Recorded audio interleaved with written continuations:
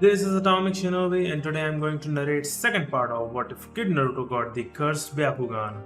If you enjoyed this video, please like, share, and subscribe to this channel. Now wasting no more time, let's start the story. That night, Uchiha Sasuke discovered he was unable to fall asleep at all. Ever since he had fallen into his bed, he had been turning over and tossing in his apartment. Even though it has been months since the massacre of his clan, memories of his brother's identity as the murderer continued to torment him. It certainly didn't help that his room was uncomfortable warm for some reason. Kuso. With a frustrated grunt, the young Uchiha slowly got out of bed. Raising his hand to his forehead, he was shocked to find that perspiration was almost dripping from his countenance. Had it truly been so hot? Then, he murmured softly, "Maybe some fresh air can do me good." He moved over and threw open a window, letting the cool air circulate through the room and chill him down. It was satisfying. He enjoyed the sensation of a cool breeze reviving his body and energizing his foggy mind. Lost in reflection on his early years, Sasuke leaned out of the window and stared out at the pitch black emptiness that was his village. He recalled how his mother would check on him in his room on nights like this to make sure he was warm and asleep. When he would occasionally wake up, she would enfold him in her arms and encircle the two of them with the blanket. He would always fall asleep quickly thanks to the cozy warmth and gentle lullaby song she would hum. It was times like that he really treasured. But that's all gone now. Along with his father and the rest of his clan, his mother has passed away. That gave Sasuke great rage and hatred, and he balled his fist. His brother's massacre had wiped out his entire clan. Months of rest and therapy later, he could still hear his clansmen's last screams, projected by his brother's new Sharingan. Kuso. He requires strength. To exact revenge for his clan's deaths, he must be strong. He will be able to sense their spirits resting and their death. Cries dying away only when he can feel the life draining from his brother's body. Uchiha, the younger, let out a sigh. An immense weight would descend upon his heart whenever he thought of his brother and his clan. It would eventually disappear, but it would always be there. It served as a kind of reminder to him that he must follow his course and exact revenge on those who have killed his clansmen. There was no need to remind Sasuke. He was aware of his route. He looked at a sudden movement and said, "And when the time comes, I'll restore the Uchiha clan. And protect it for as long as I live." "That's a promise, huh?" Sasuke cast a quick glance below his apartment at the shadowy rooftops. He momentarily believed he saw movement. Was he just dreaming? No, that's right. He made out the outline of a figure leaning against a wall and looking out to see if anyone was in his way from within the shadows. After taking a few quick looks around him, the figure leapt over the wall and resumed his journey through the village. If that wasn't concerning, he required a mental examination. Not only was it obvious that the person was attempting to sneak somewhere. What mattered most was that, whoever he was traveling directly in the direction of the Hokage's tower. Even though Sasuke wouldn't want to acknowledge it, he holds a particular place in his heart for the older Sandaime because it was him who helped him during that trauma. He would take action if he could do anything. It didn't help that he was suddenly interested in finding out who would be leaving late. Reaching out, Sasuke grabbed a jacket, wrapped it around himself, and leapt out the window to land on the roof below. "Faye. I wasn't really tired anyway." The distance and twilight made the figure nearly invisible by now. With a gentle curse, Sasuke started to pursue the individual. He was chasing the enigmatic sneak, and the chilly night air was whipping his body like a river current. He was jumping over roofs and running. With his jacket and the exercise to prevent himself from shivering, Sasuke didn't really care. If anything, he was getting excited right now about the cold wind. He felt exhilarated by the rush of adrenaline coursing through his veins as he pursued the cold night. However, despite his brief burst of enthusiasm, he was concerned. Who was this individual? Who in the world would be so bold or so careless as to be sneaking up on the Hokage's tower? Sasuke was aware of the Sandaime's age and peculiarities, but he accepted the title of Hokage and, if Iruka Sensei's teachings were accurate, the Sandaime's previous status as the god among shinobis. It would take another Kage, even in old age, to overcome him. In this village, who would be dumb enough to give it a shot? Or did this person make any effort at all? Frustrated, Sasuke narrowed his eyes. He detested being ignorant. He was abruptly drawn to a series of light steps coming from the ground. Peering down, he noticed that someone slightly in front of him was also pursuing the shadowy figure. But either this person didn't want to be seen, or they reasoned that it would be easier to go to the tower from the ground than to jump over rooftops. On that, Sasuke would have to concur. Fortunately, there were still some lights on, in the form of streetlights. It was considerably simpler to distinguish the person on the ground. He recognized the person's identity at first sight when the person's body flashed light. That is one traditional haircut that only one person would have. Hyuga Hinata was the one. He was curious even more now. Who would have the Hyuga girl running after him in such a hurry? Was it someone else from the clan? Shaking his head, Sasuke resumed his track. He was not concerned about being caught by the Hyuga. She appeared to be too focused on pursuing that individual to even notice him. He was not sure if this was an insult or a sign of gratitude. The boy winced at his disorganized thoughts. He should have been tailing the person, so why in the world was he worrying about that? Sasuke glanced back at the shadowed figure, only to discover that he was no longer there. What?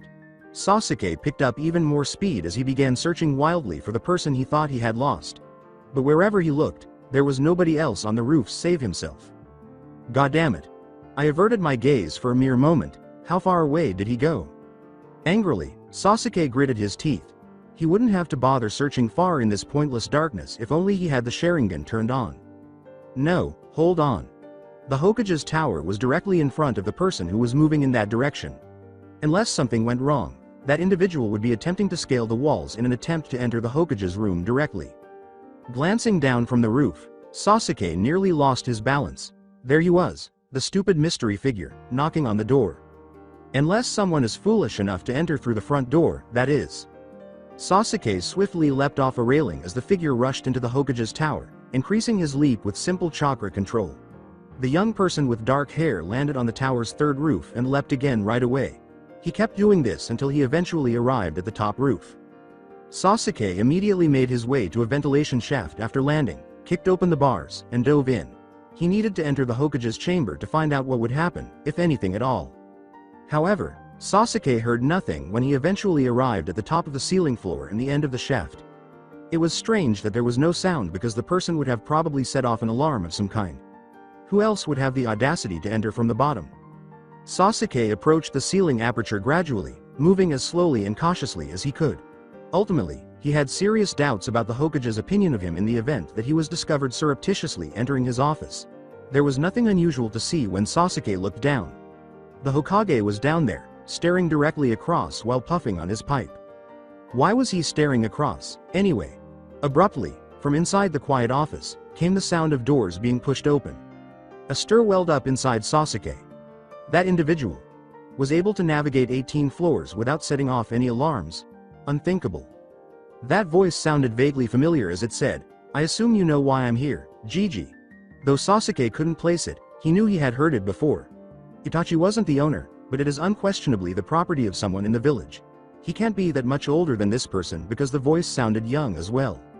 A child similar to him, slipping past 18 levels of security without setting off any alarms.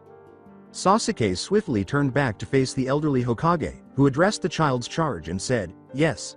Hiyashi told me to expect you to come." Sasuke knew he had heard the name Hiyashi before. As far as I can recall, the leader of the Hyuga clan goes by Hiyashi.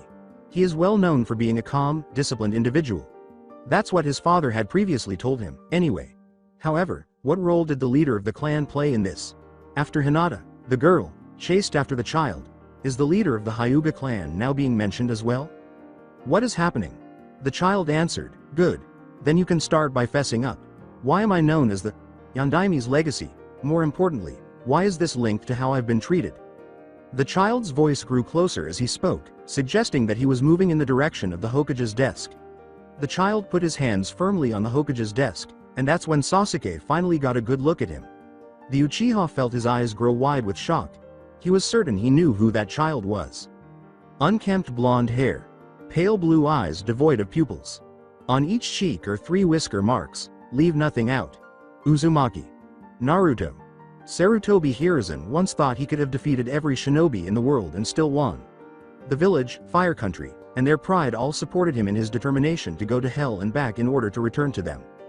However, that was too long ago, and it came after too many difficult choices. The only emotions Hiruzen still harbors are sorrow and guilt. The intense love he once felt for the village has faded with time and sacrifice, and he no longer senses the strength of their support. He laments that a legacy was left at an inappropriate time and that people, engulfed in their fear and grief, attacked its helpless soul. He feels guilty that it was not he, the preceding generation, who made the ultimate sacrifice those few years ago, leaving his successor to take that mantle and die in his place. That same legacy is now in front of him, demanding information that he is entitled to. Hiruzen looked up at the picture hanging from the ceiling, and in the shadows, Yondaimi's serious expression seemed to be accusing him of not doing enough to protect Naruto and of letting the village turn into what it is now. With a bow of the head, he turned away from the portrait, realizing that his actions had finally resulted in the fruits of his failures, and that he now needed to ready himself to accept the consequences and make an effort to make amends. Even now that the boy is standing right in front of him, Hiruzen can feel the reluctance to divulge everything to him, if only because he does not think the boy is strong enough to protect himself with that knowledge. But he is old, and now his heart is faint on certain subjects. It is his fear of the boy's reaction to every news given that has stopped him from telling till now. Unfortunately, there are things I can't tell you. Hiruzen leaned back in his chair and puffed on his pipe, saying, "You have to get strong enough to defend your heritage if you want to know the truth about it. But I won't take away your right to know what happened when you were born." After a brief moment, he gestured for Naruto to sit. 6 years ago, our shinobi village was starting to take the lead over all other shinobi villages.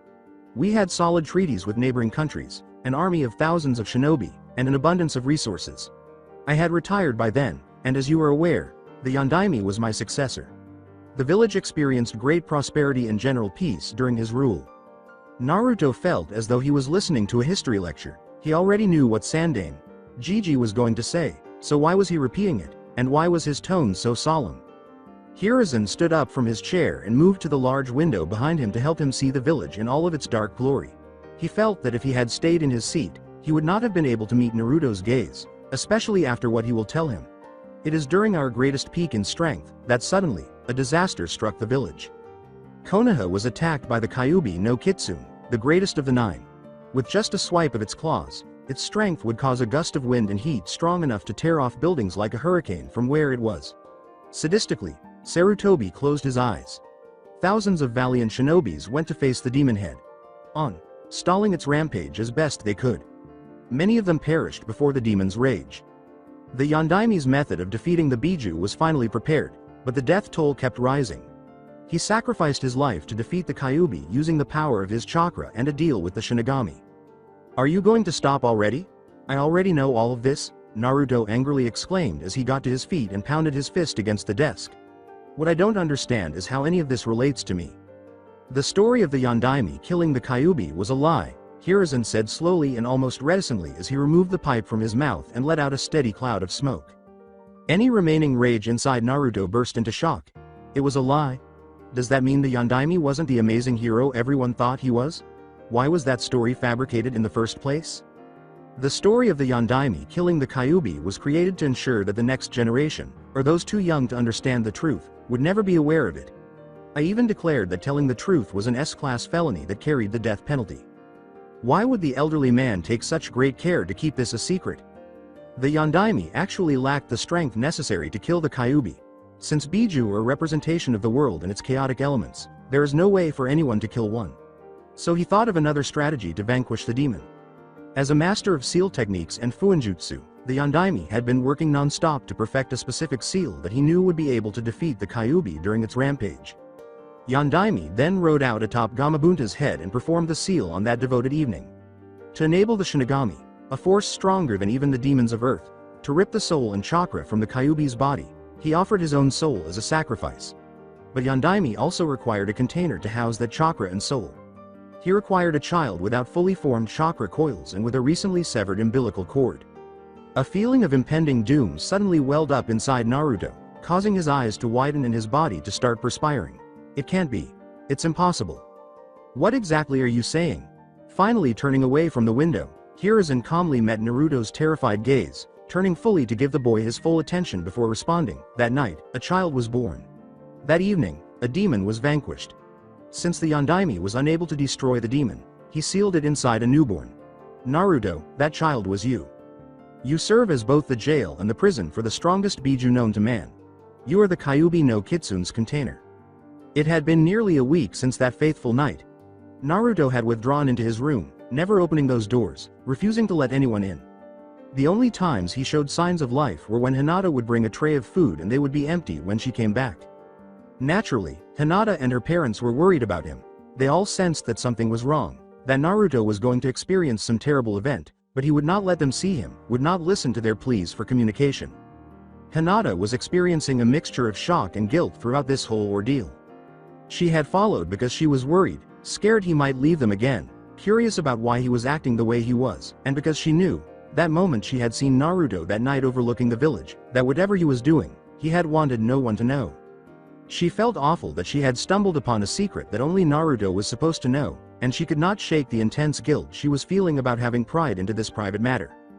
But she'd been in shock and horror for the first few days following the revelation.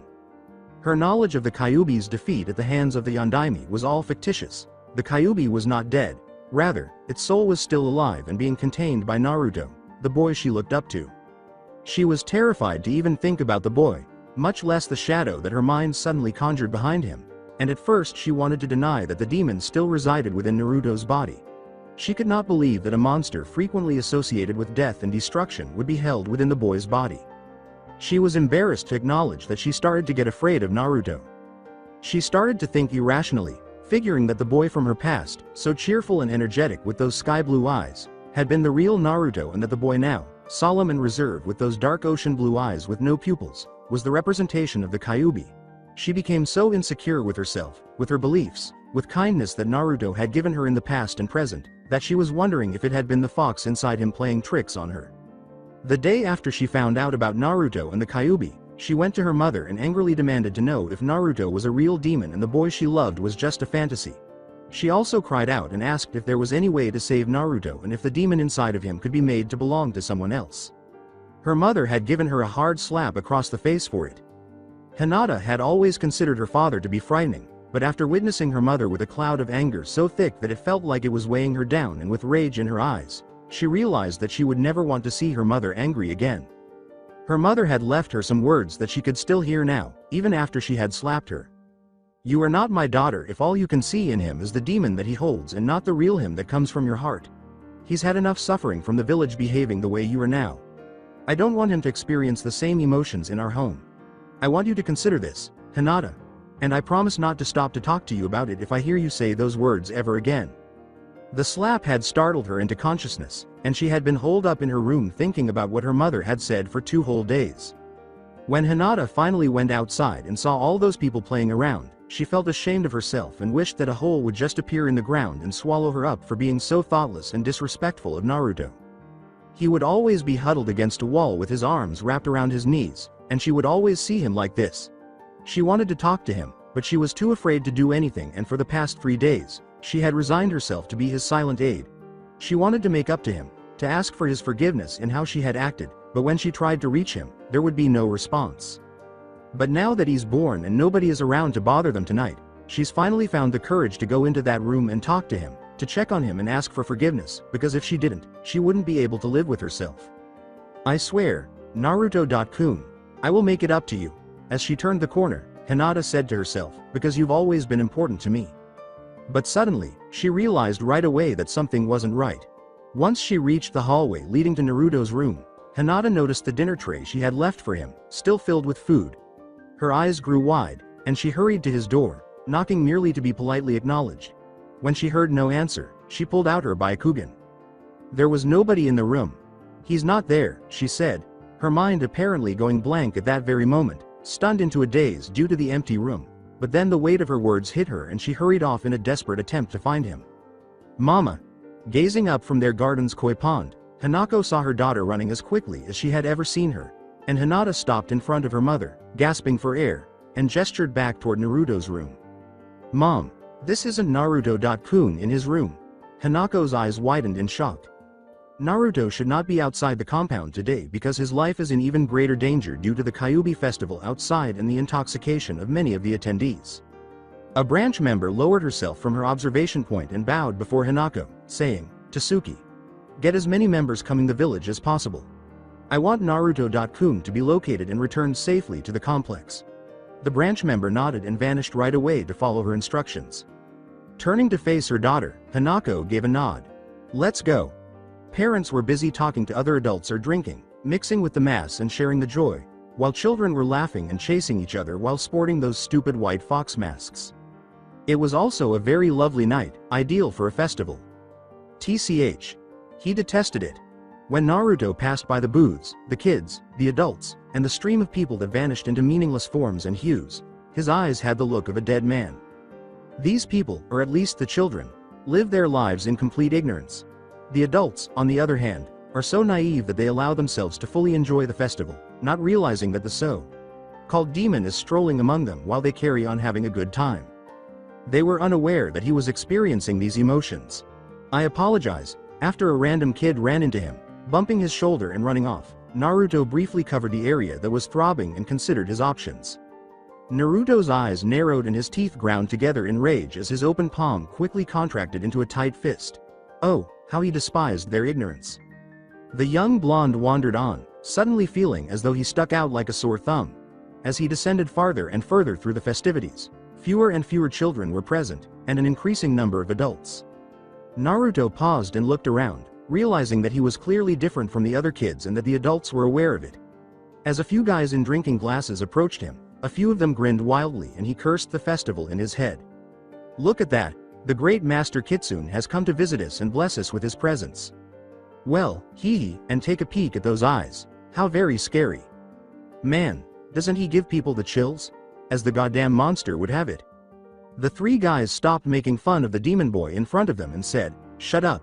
Even a blind man could tell that Naruto was furious at that point because his fists were clenched and his teeth were grinding in anger. I'm not a monster. Regretfully, in terms of perception, drunkenness is even worse than blindness. Ha ha ha ha. He claims not to be a monster. Have you heard that? Oh, I apologize. In our eyes, Kitsune-chan is unquestionably a human. Do you want a treat right now? Well, it's certainly not a monster. The man turned to face his two friends and smiled, then turned back to the boy he was holding and lifted him up to eye level by the hair, saying, "Listen up, you stain on the world. My brother died on this day 7 years ago fighting you. More like an annoying demon that can't die." Naruto suddenly screamed in pain as one of the drunks grabbed his head and slammed him violently onto the ground. "And I am aware that you took pleasure in killing him, just as much as you did in converting our village into a mass grave. Guess what, though? We're also hunting for blood, and look who showed up to sat our small appetite." Scared, Naruto looked around to see why no one was helping him, and eventually he opened his eyes and saw through the man's finger openings. Behind him, the other two pulled out a crate covered in some strange seals. Everybody was observing. They were all applauding in silence. They wanted him dead just as much as these men do, Naruto realized, and his eyes widened. He said in a whisper, "No, I'm not a monster. I'm not a monster. I'm a person." "Quit." Naruto grunted in pain as he was tossed into the crate where the other two had the lid waiting. The boy croaked painfully as a fist planted itself in his stomach. He bent over in pain, yet even that did not seem enough. He attempted to exit the crate right away, but the man's foot embedded itself in his chest, impeding his movement. Naruto screamed out and pounded on the walls surrounding him, praying for a miracle to happen and that he would be saved, until the lid finally fell into place, leaving him in a world of darkness. "Please, someone, please help me." Naruto scrambled in the cramped space, but the light was only a small circle in the lid when all of a sudden there was light. The man's eye appeared, and he seemed to be enjoying it, if nothing else. He gloated, "You ought to be pleased. The seals on this box are containment seals, which are designed to enclose an object in a barrier. Put differently, nobody will be able to sense your chakra, hear you, or see you." The man's final words, "The best way to die is to die alone," were heard by Naruto before the lid was completely closed. "Go, demon, and wallow in your own darkness. Right now, nobody is coming to your rescue. Wallow over yourself in darkness, demona." The voice continued to repeat itself to Naruto, who was trapped in the darkness and had run out of words other than those denouncing him as a demon. Ah. Ah. Ah. He clutched his head. "I'm not a demona, I'm a human too, ah." Hinata had no idea where to start looking for Naruto because, when her mother had brought her to the festival, the sheer number of children there had nearly blinded them. To make matters worse, nearly every child had on a mask of some kind. The young heiress frantically searched her surroundings, desperate to find Naruto and convince him that everything is well and that she no longer gives a damn. Yet she's unable to locate him. The young Hyuga looked up at her mother, who was using her Byakugan to scan the crowds. Hanako narrowed her eyes upon realizing that none of the children in the crowd were Naruto. The other Hyugas searching had reported that Naruto wasn't found anywhere within the festival, so the only place that remained was the bar areas. "Come, little Hina. She took her daughter by the arm, and the two of them hurried to the final area that was hidden. Don't worry, we'll find Naruto-kun. We will return him home. Hinata looked up for a moment, and from the way people were jumping along the roofs, the branch members were all converging into that place as well. They ran past blurs that were people in stores, now not set on finding the boy in those areas but now heading towards the last possible place he could be. Naruto-kun. We're here, Hanako said, squinting her eyes as she looked around for the blonde, but he was nowhere to be seen. However, there was clearly something wrong with this place. Many of the regular drinkers she had seen were having a good time, and the villagers appeared oddly satisfied. She blew a lock of hair out of her face, holding it up so she could have one ear free, and then she pumped some chakra into her ear so she could hear what the revelers were saying. It was not really necessary for her to interpret the chanting they were doing. Hinata looked up doubtfully at her mother, her eyes widening as the woman's hold on her daughter relaxed. Had something unexpected happened? Her mother calmly said, Hinata, dear, could you please wait over here for a moment? I would prefer that you not see this. Though her mother's voice was calm, there was an undercurrent of force. Rather than asking questions, her mother was giving orders, and Hinata found herself doing as she was told as she watched her mother enter one of the busier bars. Had she discovered Naruto's location? Break. The bar suddenly went silent as one of the patrons coughed out, and Hanako calmly emerged into view and waited for the man to stand up before saying, now, in a calm voice, tell me what you did with the Uzumaki Naruto. Oh my. You fucking bitch. Do you want to fight that bad? The drunkard took out a knife and held it threateningly in front of her. What? The man looked up to see Hyugas perched and ready. Though he was inebriated, he wasn't drunk enough to take on a group of shinobis. HMPH. I don't recall asking for a fight, but let me tell you this. You harm me and your life is forfeit. Suddenly, shadows appeared all around them. Consider this area under martial law. Now tell me. Where is Uzumaki Naruto? KH. A broad smile flashed across the man's face. I don't know anyone named Uzumaki Naruto. Could you perhaps ask someone else? The man seems to have a large mouth. Without displaying any emotion, Hanako approached the man with composure and, as they got close, she gave him a small, sarcastic smile. Before the man knew it, his world had collapsed into an agonizing one. She'd just given him a groin kick. Og ghh, you are a bitch. With a merciless harshness, Hanako reached down and took a fistful of his hair, pulling the man up as he cried out in agony on the ground while holding onto his broken manhood. Tell me where he is. Hanako did not enjoy her current demeanor. She is a compassionate person at heart, as demonstrated by her previous work as a medic.nin, but during her time with Hiyashi and in meetings with other leaders, she had to learn to adopt the icy demeanor of a Hyuga leader. And it was working pretty well at getting the man to wet his pants right now. The smell of urine made Hanako wince, but she didn't back down. In fact, her grip got tighter as she reached and withdrew a kunai from her sleeve, placing it menacingly on the man's throat and saying, I won't ask again.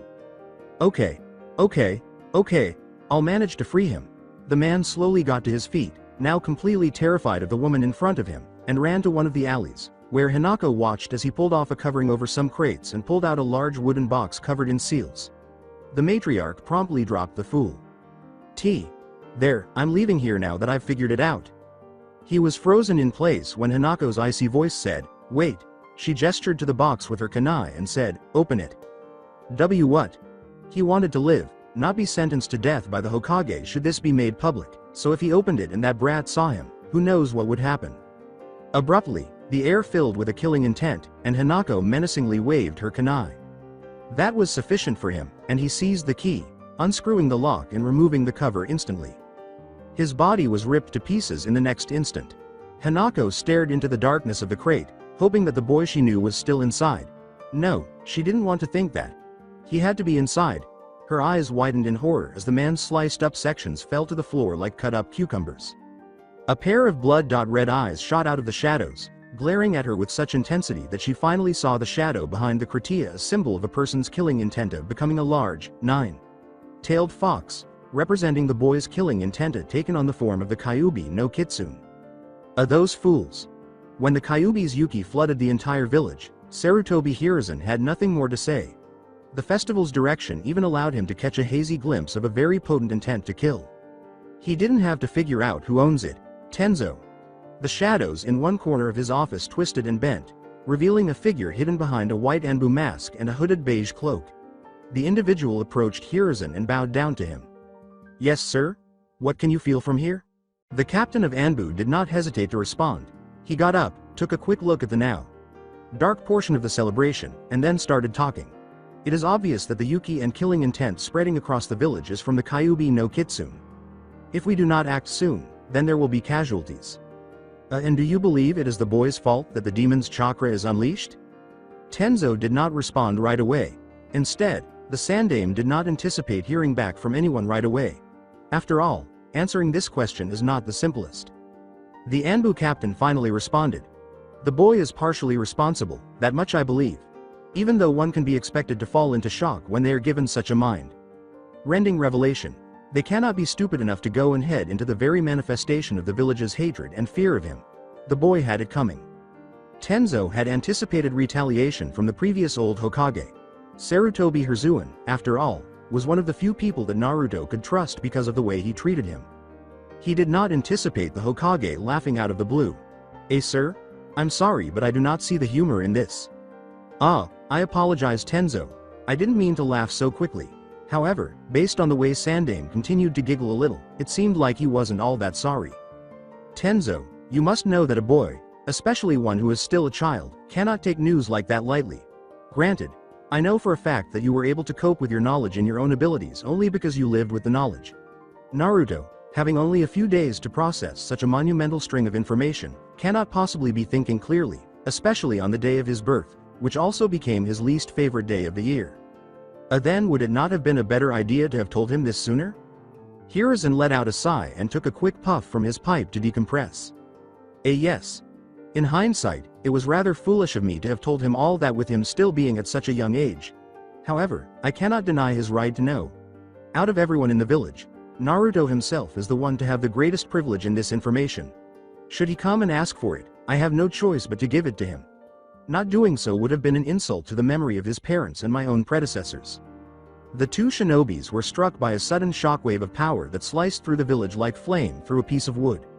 A shiver ran down Hiruzen's spine at the sheer menace the chakra emitted. He was unable to remain still. With a sigh, the elderly Hokage nodded to Tenzo before the two vanished in wisps of smoke. They planned to put an end to this before things got out of control.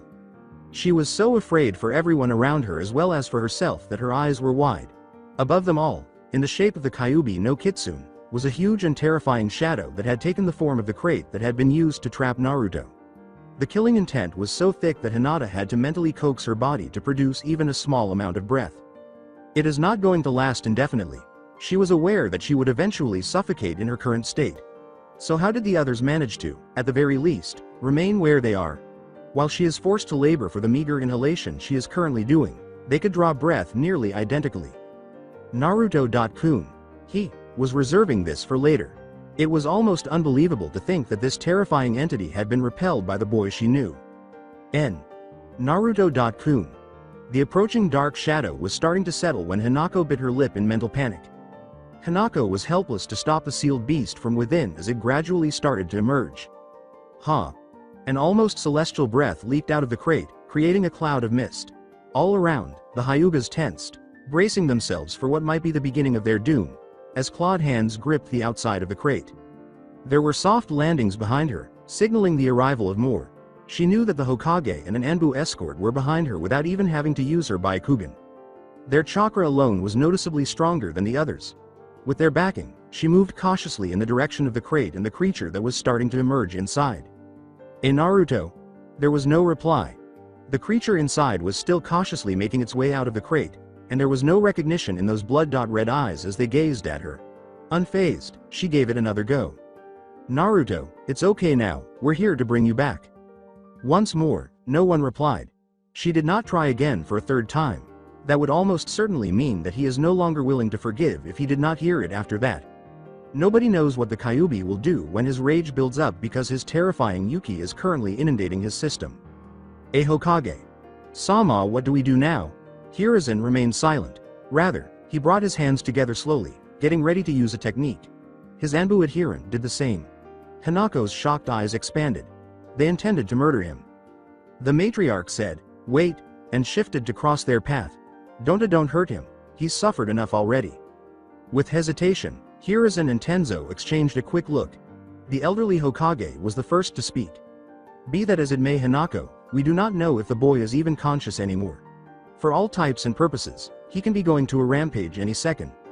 We need to at least restrain him so that no further harm can be done to the village. A deep, guttural mutation of Naruto's voice resounded in the quiet before Hinako could reply. Hiya. Everybody turned back to look at the crate. Naruto had already fully recovered by this point, and he was hunched over with a full Yuki shield covering his body in blood red. Hinako was struck with demon eyes as he focused on the three in front of him. The eyes had slitted pupils that dilated into an almost otherworldly sense of power, and they shone red like flames. This was the Kyuubi's power, and Naruto? Oh, I'm so sorry, but the boy is unconscious. Naruto straightened up and smiled, flashing his elongated teeth. I'm the one in control now. A Kyuubi no Kitsune. There was chaos everywhere you looked. He could feel a monstrous chakra building up in that general direction, where people were screaming and fleeing everywhere he looked. Uchiha Sasuke experienced a strong impulse to flee along with everyone else. Ultimately, the chakra would have been enough to alert him to the person's potential for danger and power. Furthermore, Itachi's killing intent was greatly outweighed by the immense one that engulfed the village and was strong enough to cast a shadow from his location. Sasuke felt more fear than ever in his life just standing there, feeling waves of sickening red chakra wash over him. At the sight of the red chakra in the air, Sasuke backed away, saying, This is unreal. His face started to perspire as he became more terrified of the dark creature that was now clearly taking on the appearance of a fox. The Kyuubi. I have to leave this place or I'll die. Yes, that is correct. The moment Sasuke heard that voice, his retreat was cut short. His eyes widened in shock, hatred, and alarm. He was too familiar with that voice. Itachi. Yes, please flee. Take flight and cling to your fleeting existence. Then perhaps you could try your luck against me. Even though he knew it was a memory and made fun of him for showing the same fear as back then, it still infuriated him. Gritting his teeth, Sasuke saw Itachi emerge, his two blood-red Sharingans staring at him indifferently, and his bloody Anbu blade, which had killed his clansmen. The ghostly figure remained silent, but his eyes taunted him, encouraging him to flee as he had in the past, desperately clinging to his life. Not at this moment. Determination narrowed Sasuke's eyes. Though he had previously fled, he will prove it this time. It was the brother who had driven him back at that time, the one who never acknowledged his progress. Sasuke will now demonstrate to him that he will not flee and that he has in fact grown since then by facing an entity that is even greater than himself. Resolved beyond belief, Sasuke ran in the other direction, toward the source of the terrible power, swallowing his fear. The villagers' shapes blurred behind him as he ran, their cries and screams blending into an oddly fitting melody. This song seemed to energize Sasuke, sharpening his senses while also deafening them to the meaningless sounds all around him. The young Uchiha raced in the direction of the village that was causing the villagers fear as blood pounded into his body, giving him strength. He stopped and discovered that he was in the terrifying location. Sasuke recalled that he had witnessed the biggest secret in the village only a few days prior. It was he who had broken in and discovered the true nature of Uzumaki Naruto, that he was the owner of the biggest demon the entire universe had ever seen. He didn't want to believe it at first. How could the deadliest creature in the world live in the home of someone he hardly even knew, like Naruto? How could someone like him be able to control such a beast? But now that he was facing the blonde, he realized he was out of options for refuting it. It is true that Naruto holds the Kyuubi, a Kyuubi no Kitsune. Naruto glowered at the Hokage and narrowed his eyes at the sound of those words. Suddenly, the chakra surrounding him changed from erupting like enormous tendrils of fire to encircling him completely until it formed a chakra cocoon around his body. You humans lack respect as much as you do intelligence. The chakra glowed, and Naruto's body vanished entirely into the red energy in front of their silent eyes. I have a name as well. Just as how you name your children, I was given my name by the world. Before long, the chakra opened up to reveal a whole new figure inside. As the new figure emerged and her ethereal beauty filled the cool air, everyone was filled with a sense of surprise and disbelief. My name is Yoko. A beauty unlike anything anyone had ever seen stood there for everyone to see. Her youthful appearance suggested that she was no more than 14, but her kimono's flowing curves revealed her developing figure. She had flawless, fair skin that was as soft as a newborn's. Her hair was long, falling freely like rain that burned all the way down to her tiny waist. Her face appeared as though the finest materials had been used to mold it. Her eyes were a pair of burning red orbs that glowered at everyone around her, adding to her otherworldly beauty. Her cheeks were high yet full enough to give her beauty instead of gauntness. Her lips were luscious and ripe, but not full. Yoko raised an eyebrow in response to what she saw. Everybody was staring at her, but not in the terrified way they had before, but rather in a shocked one. Interestingly, there were some Hyugas with red cheeks on the roof. Weird, did they get wasted? Oh yeah, what's wrong with you all? Your stares are annoying, out with it. Hiruzen jolted out of his daze at the sound of her severe tone, masking his humiliation with a series of coughs. He was not believed by most. Aha, please forgive me then Yoko. Dono. I had not realized that bijus all came with a name. The elderly Hokage did a poor job of appeasing the woman in front of him, if that was his intention at all. If anything, Yoko's frustration increased and the emanating chakra thrashed slightly with annoyance. Do not realize? Do you take me for a fool? Foolish Hokage, if I were in my body, you would have been dead by now. The redhead turned away from the elderly Hokage and focused on the woman standing next to him, saying, Yoko-san. As Hanako posed her query, her gaze remained fixed. If I may ask, what are you going to do now? Who? Yoko's expression changed from irritation to laughter. She raised a hand to spin a lock of hair, chuckling quietly. What am I going to do now, Indida? I can always finish what I started 7 years ago. I have the means to now, and without the precious time needed, there will be no way to kill me. Should I decide and kill that old man right there, then the last obstacle to my rise will be destroyed. Fear suddenly rose to the surface at those words. Hiruzen's own eyes grew wide with surprise and incredulity. It is impossible, she is aware of that method. Hanako stepped forward and held out her arm to stop the other Hyugas from jumping down, saying, yes. You can do so. But will you? She approached the demon girl until she was able to reach out and touch her with her hand. You have not done it now, what's stopping you? She was met with silence. Yoko just maintained a straight face, but there was a gleam of laughter in her eyes. She seemed to possess knowledge that the others were unaware of. How could that be? Why wouldn't she go on a killing spree? Although the village was powerful, it would still be challenging, and she could still blow up part of the village before anything else. What then might be her motivation? Yoko's shoulders started to shake, and Hanako snapped back to reality. Then, soft giggles started to reverberate through the silent air, eventually becoming full-blown laughter. Every shinobi in attendance stiffened up, with a few even reaching for their weapons. Fools. I did not come here to kill you. The boy's consciousness will return and with it, my descent into the seal. I appeared before you all to warn you. With a sudden flash of power in her eyes, Yoko's surroundings started to crackle with red lightning. It had amazing power, enough to lift the concrete floor and loosen it before the pressure caused it to crumble into dust. If there was any doubt that the girl could have truly massacred them, it was quickly disregarded because everyone could feel her strength and hatred. I've spent my time within this seal, constantly healing the boy from his injuries suffered in this village and recently, from that foolish snake. I did not do so out of kindness for him but out of necessity. His death will mean my death as well. But let me clue you into a little secret. A soul, once it has died with the body, will be reincarnated by the world as another living being. Even as demons, incarnations of nature's wrath, are able to reincarnate. Therefore, I find myself growing tired of this tedious job. A sinister smile spread across Yoko's face. So let me give you a warning. I now share Naruto's senses. Whatever he knows, I will know. If I find out that he became injured in any way from this village, then I will rupture this seal myself. Amid the stunned silence, the demoness laughed. What? Did you think I couldn't? Fools. The seal is nothing but traces of Shinigami, Sama's powers and human chakra. If I were to rupture it with my Yuki, then Naruto will die an intangent, so will I however. The ensuing destruction caused by the Yuki's release will be immense. I bet a third of the village will be gone by the time it's all over. Everything felt suddenly cold. 30% of the village, which has tens of thousands of residents. Understand? This is my ultimatum. Make sure that the boy is treated well. If not, then this village is gone. Subsequently, in front of the startled assembly, Yoko performed a slight bow while red chakra spiraled around her. The energy was spinning so quickly that it formed a small tornado, with wind blowing and the chakra being drawn in like a vacuum. Then everything vanished.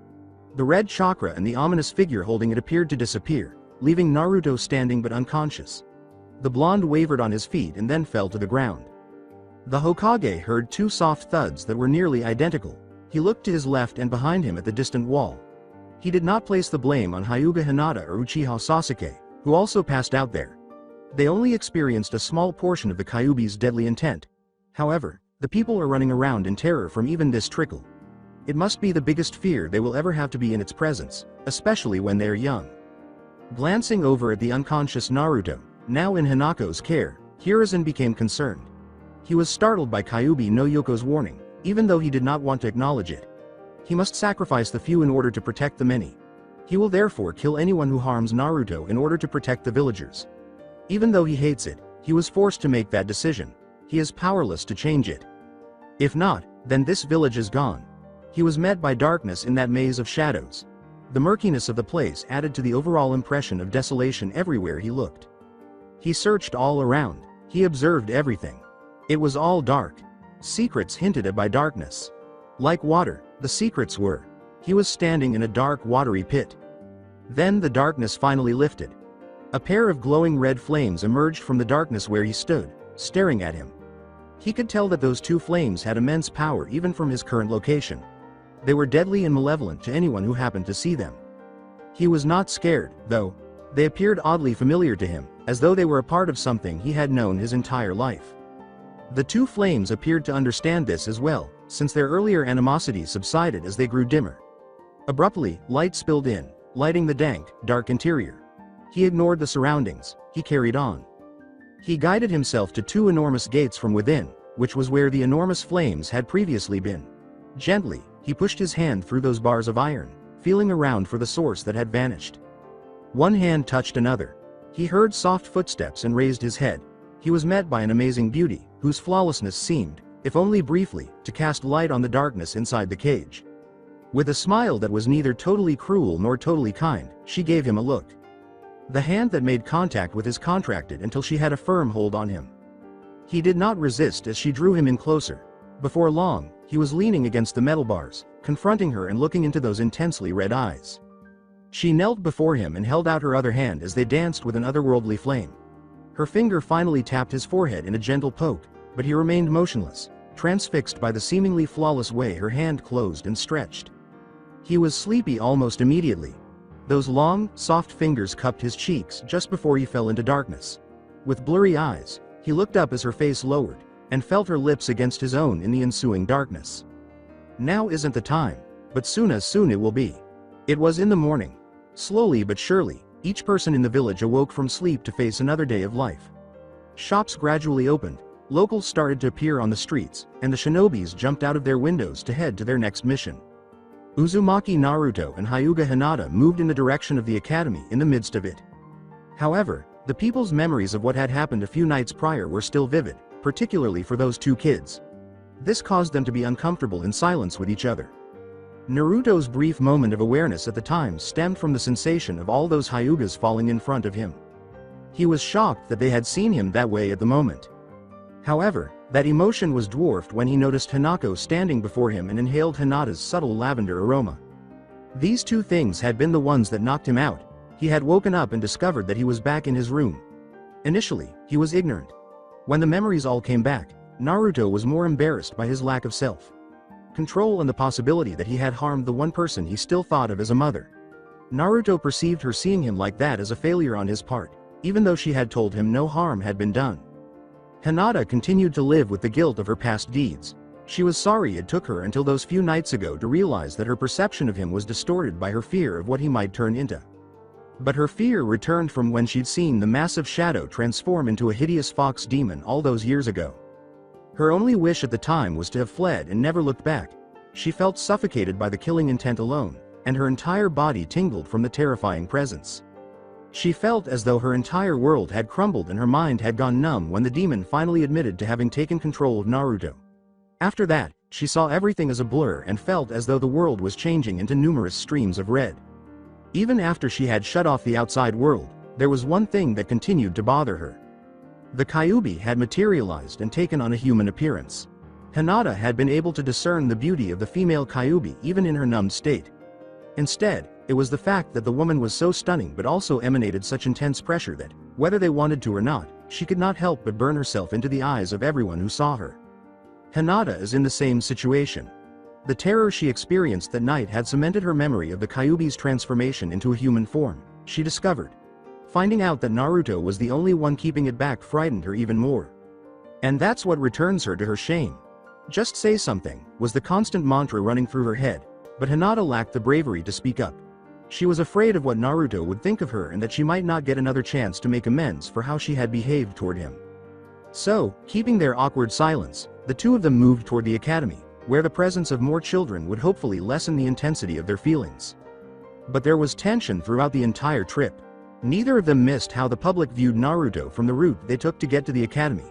They could clearly detect two main emotions: fear and hatred. Naruto only needed to hazard a guess as to their emotions. All that surprised him was that a mob didn't organize with the goal of murdering him. They had escorts with them, though neither of them realized it. Sarutobi Hiruzen, infuriated by the treatment Naruto had received those previous nights and incensed by the Kyuubi's threat, had set up Anbu guards to keep an eye on Naruto and ensure his safety. However, it went beyond Anbu. In order to send a chilling message to the public, Hyuga Hiyashi brought the members of the Hyuga branch along as well. It was this subdued yet powerful presence that kept the crowd in check. If not, there would have been a mob long ago. Nevertheless, the public continued to express their fear in different ways. He was not fond of it. He detested the uncalled dot for way the villagers glared at him like a rabid beast in a cage. Even though Naruto maintained his air of indifference, his lack of self-control was evident from the way his hands were clenched into fists. Hinata seemed to notice, but again, her shyness prevented her from speaking up. With a look of shame on her face, she criticized herself for being weak and for not being able to assist him to this extent. However, something unexpected occurred. Naruto halted abruptly. She stopped too, looking at him in confusion. The young blonde had gritted teeth and covered his eyes. Concern filled Hinata's eyes, and she rushed to his side. Naruto. Kuna. Are you okay? The young blonde gave her a fleeting glance before returning her gaze to the villagers. Yeah, I'm fine. My eyes just started to hurt a little, that's all. Are you sure?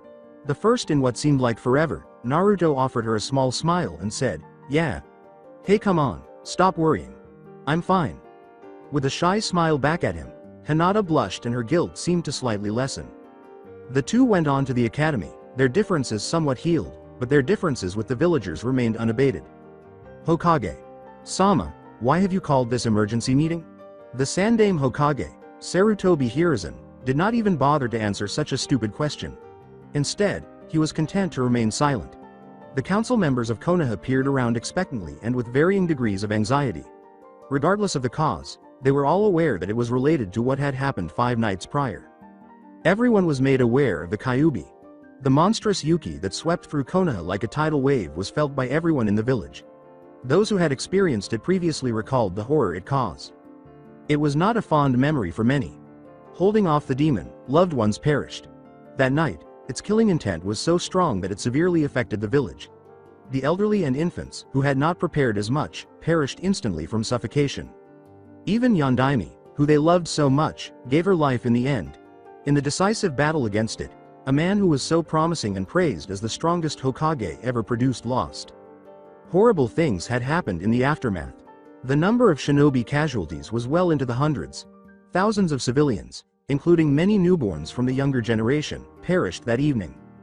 For this reason, the first festival was held. It was a time to be sad. Even as the kids ran around and played, the elder population thought about their loved ones who had passed away. Spouses and partners, dads and mothers, boys and girls. Everyone was expected to pay their respects to those who perished at the hands of the Kyuubi on that sacred day. The fact that the Kyuubi reappeared on that same day 6 years later was ironic at the time. 5 days later, the administration was still unable to handle all of the letters, many of which demanded clarification and asked whether the Kyuubi had really returned. Many families were already experiencing hysteria, and people started to fear for their lives once more. But that was not the reason Hiruzen called the meeting. His chakra flared and his eyes narrowed. The results happened right away. Everyone looked back at the revered old Hokage, and any last questions or retorts that had been floating around were quickly silenced. Sandaime. Sana meant business. There's going to be an event. Everyone. Hiruzen's voice, though he was getting older, carried strongly into the council chamber, reminding everyone who the real leader was. I have called this meeting to make a few announcements. As you all know, 5 nights ago, on the eve of the Kyuubi's defeat, a terrible wave of chakra descended onto the village. It had been what you all now suspect. On that night, the Kyuubi took control from an unconscious Uzumaki Naruto. A thick silence descended upon the room. Even though they had suspected it, the feeling was strengthened when they heard the Hokage confirm it directly. Thina, is this meeting held to determine the Kyuubi's fate? Hiruzen squinted at the member of the council. No, he answered, it is not. What? The fate of the Kyuubi has already been discovered. It had been forced back into Uzumaki Naruto through the eventual powers of the seal and its own choice. Through the brief conversation that it gave us, the Kyuubi revealed that it can rupture the seal anytime it wishes. The only downside is that it dies as well. However, the Kyuubi has made it quite clear that the force of the seal's rupture can cause an explosion large enough to destroy a third of the village. As we all know, that numbers into the tens of thousands. The council members were all too aware of that unfathomably high number of lives lost. Then what are we to do? I will be returning the village to martial law. The councilmen were in shock. A lot of people soon started muttering to one another in shock at the Hokage's choice. At last, one of them rose slowly from his seat and extended his hands in a conciliatory gesture. Hokage. Sama. Let's not be so hasty. Why does the village have to return to martial law after so long? Did it not prosper with the addition of his civilians? Surely an event like that shouldn't be enough to warrant this radical change. Be silent. The frigid words splintered through the room like a sharp whip. The councilman was so taken aback by those remarks that he collapsed back into his chair. With a cold gaze, Hiruzen scanned the entire room, his chakra radiating so powerfully that many felt it for the first time in years. Akagawa Shin. The sound of the Hokage's voice startled the previous councilman out of his stupor.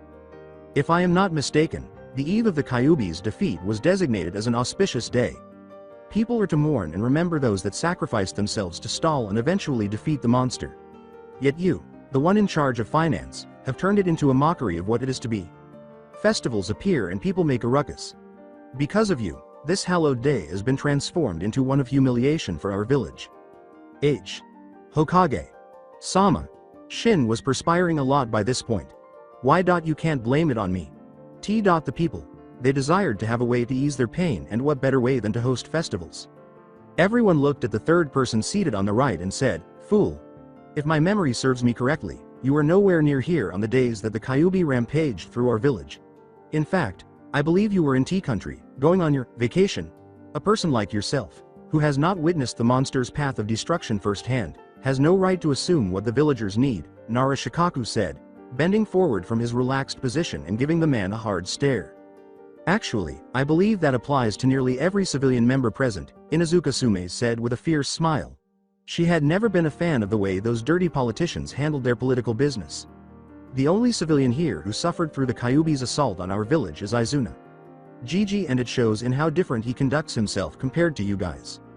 The elderly councilman in question, Izuna, raised his hand in salute, making many people smile, at least the shinobi members. This is insane. Just because of this coincidence, you think that it's our fault the villagers attacked the boy and released the demon? Silently, Hiruzen looked down at his hands, which were clenching a piece of paper into a ball. He raised it to eye level after picking it up slowly. He then flicked it in the offender's direction. The little wad of paper struck the man's forehead as quickly as a kunai charged with chakra. The force was sufficient to knock the man off his seat and onto the ground even though it was paper. I did not say that the villagers attacked the boy and released the demon. But, that is true. Tell me, why is it that you know when I had made sure the information was kept secret? The offending member, unable to speak, opened and closed his mouth. The big shadows started to change from behind the Hokage, saying, I think my decision is final. A battalion of Anbu soon left the area. Izuna, because of your empathy with the rest of us and your diligence in the council for as long as Nidame Sama's time, I will allow you to remain in the council. The rest of you civilians, you are to be escorted out by Anbu. This is insane. Do you know what you're doing, Sarutobi? At last, Hiruzen let out a long cloud of smoke from his pipe. Of course. I'm acting as the Hokage should. Now get out. Upon the final civilians were removed, Hiruzen cupped his chin in his hands and gazed thoughtfully at the closed doors. Even though the other members now had a lot of concerns about his recent actions, they weren't ready to confront him just yet. At last he said something. The old war hawk, if a little reluctantly, snapped to attention and said, Danzo. I want your roots to monitor those civilian councilmen that just left. No doubt, they will be quick to start trouble amongst the masses. If so, I grant you permission to deal with them until they are no threat." Danzo said nothing. Instead, he was dumbfounded and silent. "Sarutobia, I'm not sure I understand what you're saying. Roots has been disbanded for quite some time."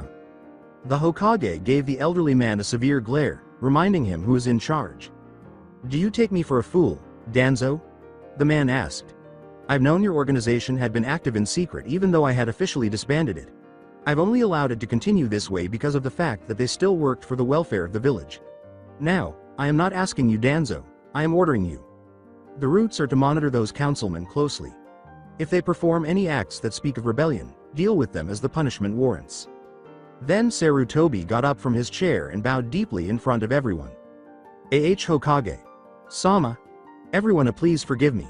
In my old age and reluctance for this position, I had allowed too many things to have gone overlooked and far too many incidents undealt with. Perhaps in my mind, I had hoped that a younger Hokage, suitable for the position with the newer generation, to take over. But I can no longer think that way. Hiruzen pulled out his pipe and pounded a hole through 2 inches of wood, saying, "I've allowed too many things to have gone past, and in my weakness, too many people had taken advantage of our shinobi and their devotion. That ends here." Hyuga Hiyashi concealed a smile from his position. The outcome was the same even though his plan had not been carried out precisely. He was, in his mind, joining everyone else in silent celebration. Even the reticent Danzo sensed his regard for Hiruzen beginning to grow again. The shinobi's god has made a comeback. To be honest, Uchiha Sasuke was at a loss for words regarding Naruto. Upon initially meeting him, he had thought the man was a reserved blonde with oddly mismatched eyes. He thought the boy was just a hollow shell because of the strange dead look in those eyes. He had then followed him all the way to the tower of Hokage Sama. He discovered Konoha's sinister secret after listening in on their conversation. Unlike what they had been told, Kyuubi no Kitsune, or more accurately, Kyuubi no Yokoa, had not passed away. Naruto himself was inside the container, which had been sealed shut using the Yondaime's final technique. His preconceived notions about the blonde had been dispelled once more. It was astonishing to consider that the boy, about whom he knew almost nothing, was the source of the biggest calamity to ever strike the village. It was similar to throwing a brick into the water and watching it come back up. However, it didn't end there. He had mostly been wandering around the stalls on the festival of Kyuubi's death, out of boredom and contemplation. The festivals had never appealed to him because kids would always run around happy with their parents. He used to be saddened by the fact that his parents were constantly busy. He had no parents of his own anymore, so it felt like salt being poured on open wounds. But everything changed that night. People all around the village started screaming about the Kyuubi's return as chakra, which was so dense and terrifying, had swept through. Sasuke was immobilized by a terror greater than Itachi's destruction of the Uchiha. After a while he managed to get around it and went over to the area where the power was strongest. And from behind a crate he noticed the shadow of the Kyuubi. With its 9 tails flailing like blazing flames, the menacing fox appeared to snarl viciously at everyone beneath it. Sasuke discovered that fear had firmly grasped his heart once more. The demon's presence overwhelmed everything in his mind, making it impossible for him to breathe or think. And the demon changed again. When Naruto emerged, a cloak of flaming red chakra had warped his form. But when he did talk, it was in a gruff voice. Subsequently, Naruto vanished and the demon appeared in his place. The demon was also stunning. After that, Sasuke was only interested in that demon. Despite the melodic and gentle tone of her voice, there was an unsettling undercurrent of power. All around her, the chakra appeared to have condensed, and her power was so great that even the previous genjutsu he had received seemed insignificant compared to hers. He considered her to be that dangerous. Oddly enough, he can still sense the demon's presence at this point. It wasn't just Sasuke. With the exception of Hyuga Hinata, everyone in Naruto's vicinity has moved away from him. Despite his stoic demeanor, Naruto exudes a strangely dangerous presence, even for those who cannot comprehend the sensation of a demon's chakra. But that wasn't the only thing he found intriguing. Naruto had been rubbing his eyes non-stop since he walked into the room for an unknown reason. Naruto had stopped and rubbed his eyes 33 times since then, according to Sasuke's count. Additionally, it seemed to go on a little bit longer each time. It lasted a fraction of a second the first time, a single second the second time, and now, on the 34th time, it appears to have lasted nearly a minute. He was not alone in being perceptive. Hinata had noticed right away, and each time her concern increased. Naruto pretended it was nothing, but his actions revealed how much pain he was actually feeling. Her concerns were heightened when, for a split second, she believed she could see the veins in those eyes clearly through the sclera while he was rubbing them open. GGH, Naruto growled under his teeth as he tried to bear the pain as quietly as he could. That he caused Hinata to worry is bad enough. After all that, he did not want to be perceived as a hindrance. Still, what's going on? This was the worst he had ever felt from his eyes. It was expected that he would experience some pain upon opening his eyes after sleeping through the night, as these were not his own eyes, according to the doctors. However, why now? His eyes hurt after he's been awake for a while, and the pain has been getting worse over time. He had to use all of his self-control not to scream in agony. It went beyond his eyes. When he opened them slightly, Naruto felt as though the entire world had turned red, covered in what appeared to be roots. His head pounded anguishfully inside his skull. It's even worse now. I can't handle it. Now the pain became unbearable. Nothing can contain him, not any longer. Thud. Naruto toppled out of his seat and onto the steps, causing Hinata's eyes to widen with shock. Naruto-kun. She hurried over to be by his side, alarmed by what had transpired. People started to assemble everywhere, wanting to know what had happened. Many of the students leapt at the teacher's sharp tone. Everyone move, and the other students quickly cleared the area as Iruka approached. He bent over and looked to make sure Naruto was still alive. He felt his pulse with 2 fingers on his neck. It was unpredictable. Iruka's gaze expanded. The pace of Naruto's pulse was incredibly fast. What is happening? The Hyuga heiress shook her head and asked, Hinata, did anything happen to him before this? Nothing had occurred. Not that she had been able to see, anyway. TCH. Iruka nodded to the pupils while picking up the blonde who was unconscious. I'll be taking Uzumaki-san to the hospital. Everyone else, please return to your seats. It'll be a study session until I'm back. The class descended into disorder as the Chunin vanished in a puff of smoke. Hinata remained in her spot and worriedly observed the smoke disappearing. Would Naruto be able to handle it? Sasuke observed the scene as well from the center rows, his thoughts on the blonde now cast in doubt once more. Hanako. Sama. Curious, the Hyuga matriarch raised her gaze from the koi pond. With a sense of urgency, a Hyuga branch member who was assigned to keep an eye on Naruto and Hinata materialized behind her. Yes? What happened? With a nod, the branch member got to his feet. About a few minutes ago, Uzumaki Naruto fell into unconsciousness. We believe that he is now being taken to the hospital by his teacher. Hanako's shocked eyes widened. What? Why? Why did he fall? The exact reasons are unknown. However, Uzumaki-san had been rubbing his eyes quite frequently and had appeared to have been masking the pain. We checked with our Byakugan and noted that chakra appeared to be focusing in his eyes. Before he fell unconscious, there was an unnatural spike that went to his occipital lobes as well. We can only guess that that is the cause of his sudden unconsciousness. An abnormal spike of chakra into the occipital lobes can only indicate one of 2 things. I see, thank you. 1. Naruto's chakra circulation has become irregular all of a sudden, flooding areas that aren't meant to hold that much chakra with abnormally high amounts. 2. Naruto's chakra is causing the transplanted eyes to react, which means... Hanako's eyes grew wide with insight. Quickly, have you sent word of this to Hiyashi-sama? Before the branch member could respond, Hyuga Hiyashi wearing his typical stoic expression appears. They have. There were 2 more branch members, probably the messengers, behind him. And it appears you figured it out as well. Naruto. Kun's Isa, they might be awakening the Byakugan. We can only know if we are to see it ourselves. Let's go. Hi. It's warm. It's all red. My eyes are burning right now. Open them. Oh no. Your Isa, open them. Who are you, exactly? Shaw, it's alright. Open your eyes. Ah. What do you see? A universe with black roots.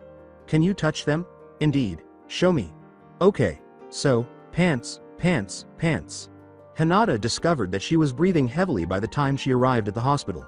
It was completely irrelevant. She required to know Naruto's location. She needed to ensure that he was okay.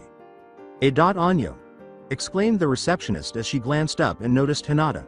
You're looking for Uzumaki-san, right? He's in room 306. Hoa, how did you know? Well, a few minutes ago, there were a few Hyugas that came in, asking for Uzumaki-san's room. I'm assuming that you're with them. Did other Hyugas exist? Did they hear about Naruto? Kun's faint so quickly? Just in time, Hinata realized she should have bowed briefly to the nurse and then hurried up the stairs. She shouldn't be concerned about the other Hyugas and who told them right now. Naruto's well-being is the only thing that matters at this moment. The young heiress discovered that 2 branch members were already waiting for her when she eventually made it to the 3rd floor. The 2 nodded toward the direction of the room. Hinata. Sama. Hiyashi. Sama and Hanako.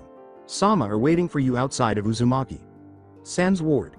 They are currently engaged with asking the doctor questions regarding what had happened. With a nod of gratitude, Hinata carried on. Upon reaching the end of the room, she discovered her parents nodding in appreciation to a departing doctor. Hanako grinned as the 2 turned to look into their small daughter's eyes. Hinata, you're that worried for Naruto-kun? I'm worried that he might be hurting. This morning he had been rubbing his eyes a lot. Yes, Hiyashi said, nodding. And that can be a sign that his dujutsu has awakened. We're here to make sure that he's alright. Will you come with us? For some reason, Hinata blushed and looked down in shame. Oh. She did, however, manage to nod slightly, and that was sufficient for the 2 of them. Approaching her daughter, Hanako patiently persuaded her to open the door. Hinata was the first person inside when she finally did. She turned to see Naruto standing facing away from her. Naruto-kun. She became happy upon realizing that the young blonde was okay.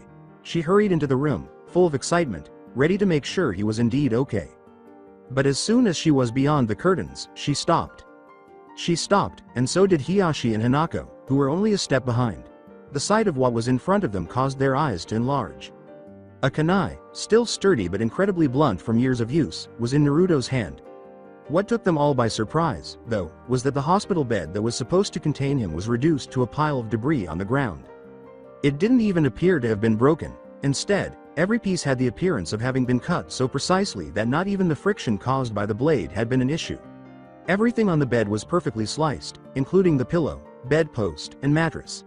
As a result, everything was lying in a heap. Naruto Akuna. The blonde averted his gaze from the window and gradually pivoted to confront them.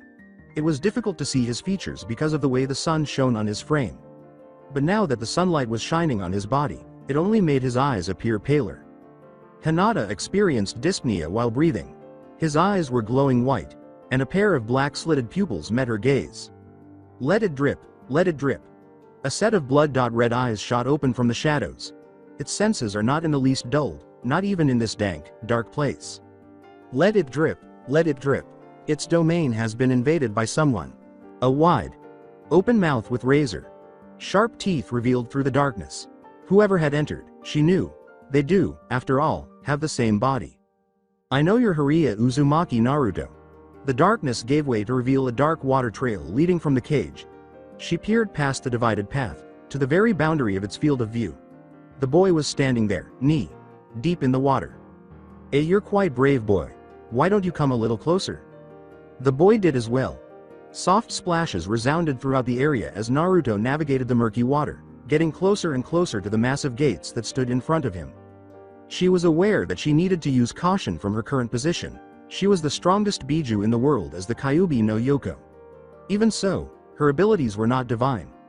Her powers were linked to the worlds, and as the offspring of nature and fury, she was exposed to their scrutiny. Those radiant white eyes that make her feel afraid even. Boya, do you know who I am? Indifferent, Naruto replied, of course. He displayed neither accusation nor rage. He was just expressing a reality. No one else has a powerful entity inside them like I do. You're definitely Kyuubi no Yoko. Then you know that I am the cause of everything. You know that I am the one who destroyed the village and much of your life. Yes. Then why do you appear before me? Naruto avoided looking into her eyes. It would seem that the boy just did not want to come into contact with something whose very existence could conjure up a dense cloud of murderous intent. However, she was aware of this. The boy had experienced worse. After being exposed to it every day, it had dulled his senses. No, the boy didn't feel afraid of her. He was just thinking out his own response. Naruto looked up, his gaze now said determinedly. I know that you were the one responsible for how I am now. I know that if you weren't in me, none of this would have happened. But I also know you weren't in me by choice, you didn't do all that by choice, and you might not have attacked us by choice. The boy was the focus of the Kyuubi's long stare.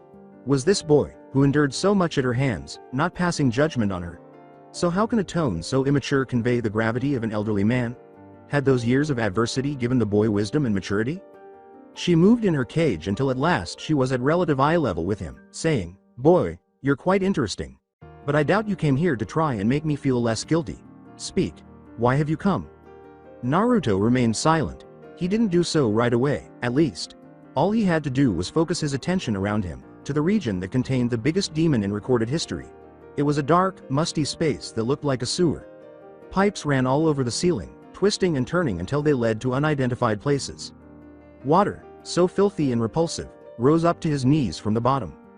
It genuinely resembled a sewer. "Boy, you are trying my patience." The boy snapped out of his stare at the sound of the demon's voice, walking back in the demon's direction. Naruto's eyes flared, and for a split second, a killing intent akin to what she had experienced 6 years prior filled her mind. She was familiar with this sensation. It was one of the few times she had ever experienced fear. Her fear had been like a flavor topping for the god as he devoured the Yondaime's soul and sealed her into the boy back then, when she had called forth the Shinigami. Yes, for that brief instant, the boy did indeed remind her of the Shinigami. Naruto gestured for her to see them, not that she needed to, saying, "I assume you know what these eyes can do. From what the Hyugas have told me in the past, the Byakugan allows for near 360 degrees of vision and the ability to look at people like an X-ray. What I saw was different. I definitely could not see all around me, and I doubt people inside looks like black roots. I touch them, slice them, and the thing breaks apart like nothing." What are these things? The boy was terrified. Like most people, he was afraid of the power in those eyes after witnessing what they were capable of. He literally held the power to decide life and death in his palms. It makes sense that he would be afraid. Hey! The demon's form vanished from inside the gate, taking all of the previous Yuki with it. Startled, Naruto hurried towards the gate, attempting to locate the demon. However, there was no consciousness or power within the darkness that would have suggested the presence of the demon.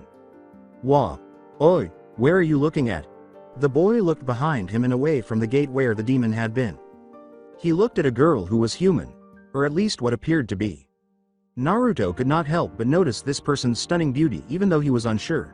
Her beauty seemed to be the only thing that could break through the dark, sewer-like domain they were in. However, she also seemed to have a dangerous aura due to her beauty. There was something dangerous about this girl. "Whoa, who are you?" "Tisk," the girl said, sounding annoyed at the question as she moved in closer. The murky waters parted in front of her as she was doing this, as though the location they were in didn't want to contaminate her. Wondering what to do, Naruto just stood there. Her movements did not seem menacing at all. However, as she drew nearer to him, the weird pressure he had felt earlier intensified until, at last, he felt as though someone had dropped weights all over his body. Now he knew who it was, of course. Kyuubi. "Hama, and you didn't even need me to knock it into you. I'm impressed." "Wah, how did you get out? HMPH. Did you think my consciousness is confined in that damned seal? You foolish boy. I am sealed inside your being, but my power in itself is sealed inside your navel. I only choose to stay with my power at times because it's more convenient. But even I can grow bored and uncomfortable in this place. I choose to leave it whenever I want to see other things." The Kyuubi bent over and gently cupped Naruto's face in her soft hands before saying, "Now, to explain those two little gems." She bent forward, staring into those eyes. Seemingly a bit too closely. The closer she got, the more heat and blush appeared on Naruto's face. His arms thrashed in a childish panic, trying to break free of her surprisingly firm hold. At last, the Kyuubi let go of him and positioned herself in a cozy manner. Her voice came out softly, as if she was still in shock. "There's no doubt about it now. Those eyes, they're definitely the same as Shinigami Sama's." Naruto was able to gather his thoughts long enough to hear her out and said, "Wah?" However, her response was unclear. How could she have meant it to be the same as Shinigami's? The boy and the Kyuubi met eyes, and the Kyuubi nodded. "Shinigami Sama possesses eyes known as Chokushi no Magen, a very powerful P-Suedo-I ability granted by the world. He uses it as a mean to deal with beings that try and leave the mortal planes without the world's consent. Chokushi no Maganya, mystic eyes, the perception of death? To better explain, your eyes aren't the entire thing. For a mortal or living being, the entire part of the technique lies in your eyes and the areas connected with perceiving. It's like an ability that allows you to see past a living being's shell. Everything about it, its body and tissues, even its nerves and chakra system, are dimmed in your eyes, instead focuses on the roots or the lines of death. Think of it as an X-ray for you mortals. Trapped, Naruto looked at the demonic creature in front of him. Could his eyes really do such things? So you're saying that I can basically see death? Kyuubi sighed in irritation in response. She yelled, "Not see death, you idiot. Anyone can see death. It's all around. If you happen to see an old man collapsing from a stroke and dying, then that's seeing death. What you can do with those eyes instead is to perceive it, understand death. With those eyes, you can see the lines of death on a living being, which are their set times of death. Because now you can perceive it, you may also touch it. To people outside, you're simply tracing a person's body, their outline. But you're actually going past the body and tracing the very lines that can kill them." Naruto gazed at the murky water, saying, I see." Despite their discoloration and darkness, they were able to capture the brilliant white light in his eyes. Seeing them like this and knowing how easily they could kill someone was unsettling. Wait. How the heck did I get these eyes anyways? Wasn't I supposed to get normal Byakugan? Despite saying, I suppose I'm partly to blame with that, the Kyuubi did not appear at all sorry. Well, your body was already rejecting the eyes the moment they were transplanted, and I myself had misgivings in you receiving eyes of a useless prey. Tieska, think about it. An eye that allows for long sight and near full circle of vision, as well as abilities to see past walls and such. These are traits that a prey, an animal scared of dying and runs away, would possess. The Kyuubi said with a grin. I am a predator boy. I hunt those preys. Do you honestly think that I will stoop so low as to accept a prey's vision? Your body's rejection of those eyes were already bad enough, so I decided to warp those eyes for more predatory traits. But you were already dying by that time, so I had to pump my Yuki into your cells to keep you from dying. I suppose I eventually went over the limit as the seal began to act. Shinigami. Sama's own chakra from the seal began to wrap around your body, sealing my Yuki back into your navel. However, at the same time, it also reached into where my concentration was highest. The areas involving sight. I can only guess that it mutated the Byakugan even further until it is what it is now. The boy's face reddened again as the Kyuubi approached him and put a hand on his cheek. And I must say, I'm impressed with the results.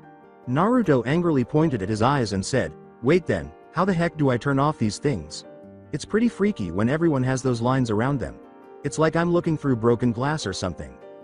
Isn't that obvious? Simply stop the flow of chakra to your eyes and the dujutsu will disappear. Wait, but then. The Kyuubi smiled and put a finger on his forehead, gently nudging him, saying, isn't it about time you get out? It gets rather boring when I have to explain everything. It's more fun when you get to learn as you go. Until then, have fun. Naruto's eyes grew wide, but before he could act, his form vanished into the night and he was once again in the outside world. The Kyuubi sighed as he watched the last vestiges of himself vanish from within. The boy's reaction to her touch was kind of cute. It was also funny how easily he became agitated. Fufufufuawella, he still has a way to go. I'll make the contract when he graduates. Surprising himself, Naruto sat up from his lying position as soon as his eyes opened. He glanced around, taking in the clear, cool morning air and the stark white walls that surrounded him. The sewers weren't this, it was his room.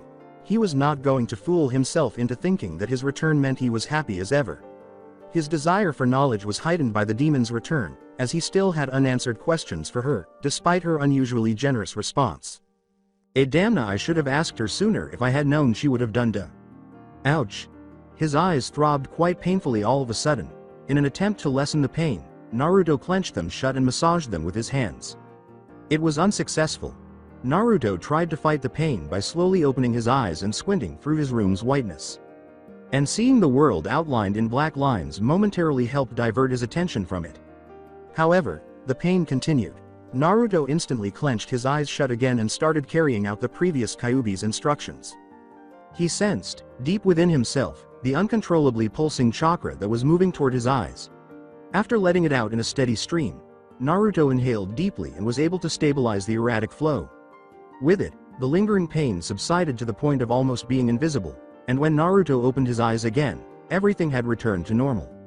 It worked, he exclaimed, and even he couldn't contain his smile. It truly did work. Everything is normal here. Overwhelmed with joy, Naruto leapt onto his futon and crouched down, ready to burst into celebration. But as soon as he ducked down, a quiet moan filled the empty room, and Naruto turned to quickly glance over his shoulder. There lay Hinata, wrapped in blankets and dozing in an odd sitting position. The only indication that the little child was uncomfortable was the way her head and neck were positioned so strangely, tilted to one side while she slept rather soundly. I was so blind to her. His previous sense of delight subsided as an odd sensation that he was unable to place started to surface. When he had gone unconscious, Hinata had felt it was appropriate to stay by him, even though he had no idea why. Based on her sleeping, it appeared that she had been with him from the moment he was brought to his room and fell asleep from exhaustion. It was a strange, indescribable warmth that he felt. With her dark hair glowing softly in the sunlight and her figure sleeping, it seemed as though a strange tenderness had descended upon his heart. Seeing Hinata in that way and knowing that she had been with him since he had fallen made Naruto want to protect her so he could stay with her, even though he had no idea what that feeling was. Naruto smiled at the sleeping Hinata, a rare and warm smile that not many people had the pleasure of witnessing. When this feeling came back, he felt compelled to smile like that more frequently for an unknown reason. But for now, all he wanted was to hold on to this happiness. Then it dawned on him. Reaching out to the sleeping heiress, Naruto carefully carried her to his futon without waking her. Naruto was shocked to find that someone nearly the same height as him didn't weigh more than he had assumed when he was able to position his hands and raise the Hyuga heiress. Though it didn't really help, Hinata was undoubtedly lighter than he had anticipated. Naruto knew that he was physically weak, but he would only admit this to himself if he did so. While others would carry 2 buckets full of water in each hand with ease, he would find it difficult. Even with Hinata's current light weight, he had to lower her quickly to avoid feeling pain in his arms. Thus, without further ado, Naruto placed the heiress on his futon. He was proud that even though he worked quickly, he was cautious enough not to wake her. After carefully covering Hinata, Naruto took a moment to appreciate his work. With pride, he whispered, "There, now she won't have to bend her neck like before." Naruto finished his small task and turned to leave the room when 2 things occurred to him at once. 1. There was no school today and the electric clock indicated it was only 7 in the morning. 2. The temperature was extremely low, particularly on the wooden floorboards. Naruto looked back at the futon where Hinata was now sitting. He discovered that he no longer had a place to sleep, even though he was happy that she had stayed with him from the start and was no longer in that uncomfortable position. Unless, more heat that way anyway, so I think. Thus, a few minutes later, when Hanako entered to wake them up, she discovered an incredibly adorable scene of Naruto and Hinata, cuddled up together from inside the blonde's futon. It was too cute to ignore, even though she didn't want them to wake up late and skip breakfast. "Alright, then, I'll let them sleep in today." Hanako gave in a low voice. She closed the door softly and left as soundlessly as she could. "But I think this moment should be captured. I'll get the camera." There was a strange air of anticipation in the meeting room as everyone inside awaited the arrival of their Hokage. Since hearing that martial law was being imposed in Konoha, Hiruzen has developed an odd hold over the community, tightening security everywhere and passing judgment on transgressions far more severely than is customary. Those who were around during Hiruzen's rule in the past believed that the Hokage had gradually come back. The chakra aura he was expressing in the few speeches he had given in public since then served as proof of this. He was giving them chakra in volumes they hadn't felt since the war with Iwa. Many believed that the village would revert to its proper role as a military establishment rather than a community of gullible fools. And it was with this anticipation that those gathered in the meeting room now waited for the arrival of the Hokage. The wait was brief for them. With the 2 advisors at his sides, Sarutobi Hiruzen entered the room as the doors opened. As the Hokage took his seat in the meeting hall, everyone rose and bowed in respect. He started, "Everyone, I thank you for coming to this meeting. We are here now to discuss the future of our village's situation." He nodded to Homura's right, who got up and nodded too. As you all know, Sandame Sama had decreed that the village be placed under martial law. The true reason behind it at the time had been to merely stop the corruption that the ignorant and power-hungry politicians of the civilian population had fallen under. However, recent information that we have been able to receive from Jiraiya Sama and his spy network has made the decision of martial law possibly a better choice than previously thought. Kaharu then got up as well. From Jiraiya Sama's spy network, we learned that in Rice Country, a new shinobi organization calling itself Auto.Nin have appeared. They claim to have a village known as Otobakir, but from what the information have given us, the Auto.Nin are nothing more than a ragtag group of missing .Nin who banded together. But that is not where the true problem resides. According to Jiraiya Sama's surveillance of this new organization, The Auto.nin have been growing in numbers far faster than the expected rate. The activities, that were normally only in the outskirts of Rice Country, suddenly exploded all over the country.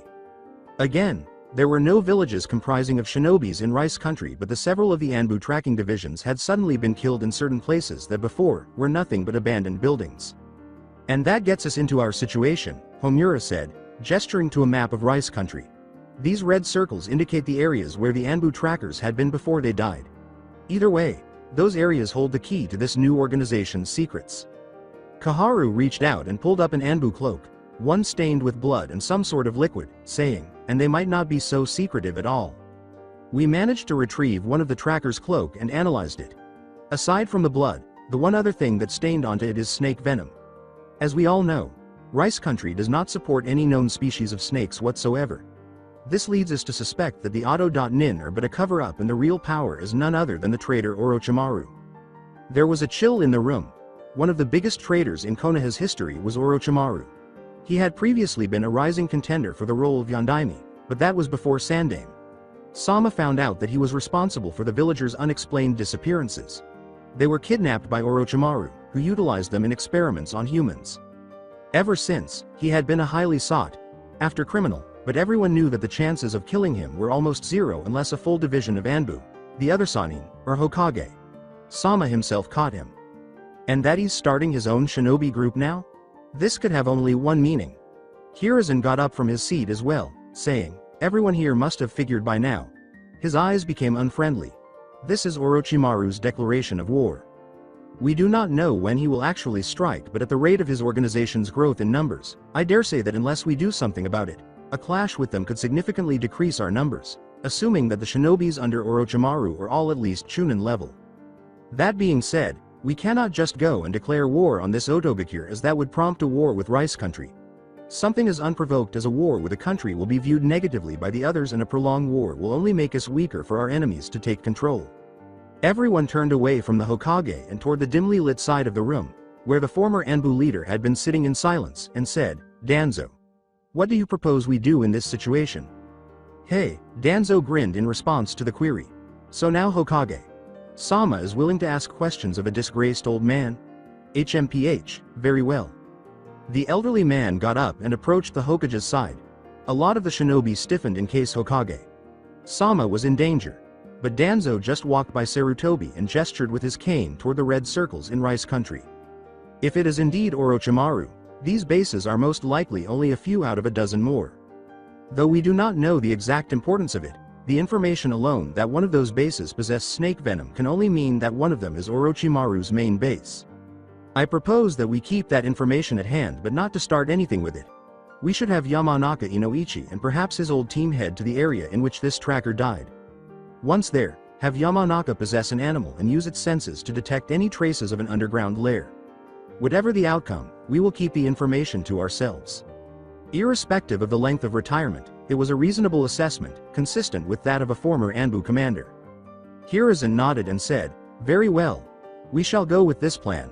Have Yamanaka Inoichi, Nara Shikaku, and Akamichi Shuza meet with me later for a mission debriefing.